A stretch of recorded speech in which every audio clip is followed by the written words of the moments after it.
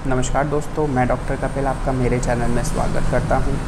आज हम किसी दवाई के बारे में बात नहीं करेंगे। आज हम बात करेंगे कि होम्योपैथी से रिलेटेड कुछ मिथ्स के बारे में, कुछ भ्रम के बारे में जो कि हमारे बीच काफ़ी लंबे समय से सर्कुलेट हो रहे हैं। जिसमें पहला भ्रम ये है कि होम्योपैथी के कोई साइड इफ़ेक्ट नहीं होते। दोस्तों, मैं खुद एक होम्योपैथिक प्रैक्टिशनर हूँ और मैं नहीं चाहूँगा कि मैं अपनी पैथी की बुराई या तारीफ़ करूँ, पर मैं आपको ये बताना चाहता हूँ कि होम्योपैथी के भी साइड इफ़ेक्ट होते हैं। अगर सही मात्रा में इस दवाई का सेवन ना किया जाए या सेल्फ़ मेडिकेशन की जाए तो इस दवाई के भी काफ़ी ज़्यादा घातक परिणाम हो सकते हैं। हम अगर अपने शरीर की ही बात करें तो हमारे शरीर के अंदर अगर हम एक्सटर्नली कोई चीज़ डालते हैं या बाहर से कोई भी चीज़ लेते हैं तो उसके साइड इफ़ेक्ट होते हैं। सिंपली अगर हम एक भोजन की बात करें जो हम रोज़ लेते हैं दिन में 2 बार या 3 बार, वो हम एक्सटर्नली अपने शरीर के अंदर डालते हैं। एक और तो भोजन का पॉजिटिव पॉइंट ये है कि उससे हमें ऊर्जा मिलती है, एनर्जी मिलती है। वहीं दूसरी ओर वो हमारे बॉडी के अंदर कुछ वेस्ट प्रोडक्ट्स छोड़ता है, कुछ टॉक्सिन्स छोड़ता है, जो कि उसके एक साइड इफ़ेक्ट्स के तौर पे हम देख सकते हैं। जो भी वेस्ट मटेरियल होता है वो हम अपने पसीने के थ्रू या यूरिन के थ्रू या स्टूल्स के थ्रू रोज़ बाहर निकाल देते हैं। वहीं जो छोटे या माइन्यूट टॉक्सिन्स होते हैं उनको हमारा लीवर, हमारी किडनी और हमारे डिफरेंट ऑर्गन्स जो होते हैं वो नलीफाई कर देते हैं और एक बैलेंस बनाकर रखते हैं उसके अच्छे परिणामों यानी कि उसके गुड इफ़ेक्ट्स और साइड इफ़ेक्ट्स के बीच में, जिसकी वजह से हमारी बॉडी बैलेंस में रहती है और हम अच्छे से काम कर पाते हैं। अक्सर आपने देखा होगा, अगर आप बाहर से खाना खा लेते हैं या किसी पार्टी में जहाँ पे अनहाइजीनिक तरीके से खाना बनाया जा रहा है, उस कंडीशन में अगर आप खाना खा लेते हैं तो आपके शरीर के अंदर भोजन पचने के बाद टॉक्सिन्स की मात्रा ज़्यादा हो जाती है, जिसको नलीफाई करने के लिए हमारे शरीर को, हमारे ऑर्गन्स को कुछ समय चाहिए होता है। तो वो कुछ सिम्टम्स देकर आपको साइन देती है कि आज के दिन आप थोड़ा हल्का भोजन करें, मुझे आपके जो कल के टॉक्सिन्स हैं उनको नलीफाई करने के लिए कुछ समय चाहिए। तो अगर मैं जनरली कहना चाहूँ तो अगर हम बाहर से कुछ भी चीज़ अपने शरीर के अंदर डालते हैं तो उसके अच्छे परिणाम और उसके दुष्परिणाम दोनों होते हैं। आजकल एक ट्रेंड चला है कि होम्योपैथी पे कुछ डॉक्टर्स या कुछ जो प्रोफेशनली डॉक्टर हैं भी नहीं, वो आपको बीमारी बताते हैं और उसकी दवाई बताने लगते हैं।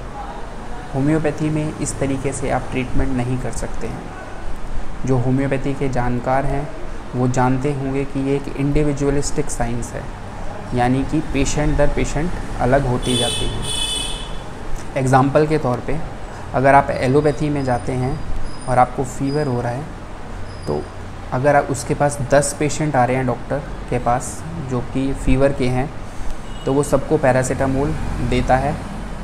ऑल्दो वो एंटीबायोटिक चेंज कर सकता है या सिम्टम के हिसाब से कुछ और एडिशन कर सकता है, पर फीवर को कम करने के लिए या एंटीपायरेटिक मेडिसिन के तौर पे देखा जाए तो पैरासीटामोल का इस्तेमाल किया जाता है। पर होम्योपैथी में इसका बिल्कुल विपरीत होता है।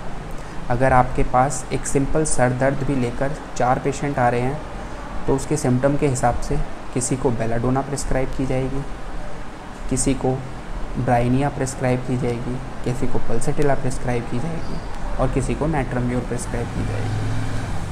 और तो और अगर आप 4 डिफरेंट होम्योपैथिक डॉक्टर्स के पास जाते हैं तो उनका वे ऑफ प्रिस्क्रिप्शन भी डिफरेंट हो सकता है, यानी कि सेम पर्सन को सेम बीमारी के लिए 4 अलग अलग डॉक्टर्स अलग अलग दवाइयाँ भी दे सकते हैं उनकी समझ के हिसाब से, और उसमें चारों दवाइयों में से कोई भी गलत दवाई नहीं होगी। वो बस नज़रिया होगा अलग अलग डॉक्टर का कि उसको जो ज़्यादा सिमिलर मेडिसिन लगेगी वो उसको प्रिस्क्राइब करेगा। तो जो सेल्फ़ मेडिकेशन आजकल यूट्यूब पर देखकर लोग कर रहे हैं बिना डॉक्टर की सलाह के, बहुत सारी दवाइयों का, होम्योपैथिक दवाइयों का सेवन कर रहे हैं, ये बिल्कुल गलत है। मैं आज की ये वीडियो इसीलिए बनाना चाहता हूँ कि आप कृपया अपना कुछ पैसा बचाने के चक्कर में ये सब प्रैक्टिसेस ना करें। आप किसी कुशल चिकित्सक के पास जाएं उससे परामर्श लें, वो आपका केस टेकिंग लेगा। होम्योपैथी में केस टेकिंग बहुत इम्पॉर्टेंट होता है। एक केस टेकिंग लेने के बाद वो आपके सिम्टम को एनालाइज़ करेगा। सिम्टम एनालाइजेशन के बाद वो सबसे सिमिलर मेडिसिन जो आपको सूट करेगी वो सेलेक्ट करेगा। इसके लिए एक उसको बहुत ही लंबी रेपर्टराइजेशन की प्रोसेस से गुज़रना पड़ता है। वो दवाई सेलेक्ट करने के बाद वो आपकी वाइटैलिटी को एग्ज़ामिन करते हुए आपको पोटेंसी सेलेक्ट करेगा। उसके बाद कितना सीवियर आपका डिज़ीज़ है ये देखते हुए उस पोटेंसी को कितनी बार रिपीट करना है या उस मेडिसिन को कितनी बार रिपीट करना है ये डिसाइड करेगा। और ये सब चीज़ें सीखने के लिए एक होम्योपैथिक डॉक्टर को 5.5 साल का लंबा समय कॉलेज में गुजारना पड़ता है। अगर आप सोचते हैं कि आप YouTube पर देखकर वो 5.5 साल की जो उसकी लर्निंग है या जो उसने सीखा है उससे ज़्यादा आप समझदार हो गए हैं तो ये आपकी बहुत बड़ी भूल है। मैंने माना कि होम्योपैथी में बहुत ही माइन्यूट डोज का इस्तेमाल किया जाता है, इस वजह से इसके साइड इफ़ेक्ट आपको दिखाई नहीं देते हैं या फिर बहुत ही कम होते हैं। बट आजकल मैंने देखा है जैसे सल्फ़र जैसी दवाई, सल्फ़र 200 पोटेंसीज़ में लोग 2-2, 3-3 बार रिपीट कर रहे हैं और लगातार उसको 1 हफ़्ता 15 दिन तक लिए जा रहे हैं। दोस्तों, सल्फ़र एक बहुत ही डीप एक्टिंग मेडिसिन है जिसका असर 30 दिन तक रहता है।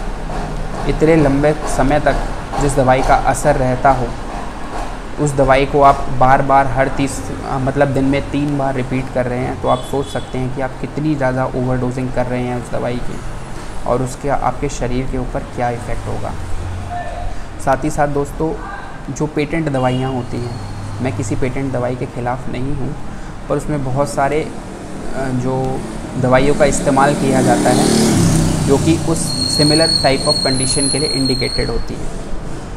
हालांकि वो लो पोटेंसी में इस्तेमाल किया जाता है तो उसके साइड इफ़ेक्ट काफ़ी कम होते हैं, पर अगर आप उन दवाइयों का इस्तेमाल हाई पोटेंसी में करें तो उसके काफ़ी ज़्यादा साइड इफ़ेक्ट देखने को मिलते हैं। तो मैं आपको ये सलाह दूंगा पर्सनली कि आप पेटेंट दवाइयों का इस्तेमाल भी बिना किसी डॉक्टर की सलाह के ना करें।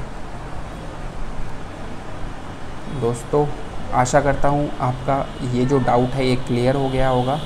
नेक्स्ट वीडियो में मैं कोई नया डाउट या कोई नया मिथ जो कि हमारे बीच में सर्कुलेट हो रहा है उसको लेकर आऊँगा और आपको उसके बारे में जागरूक करूँगा। धन्यवाद।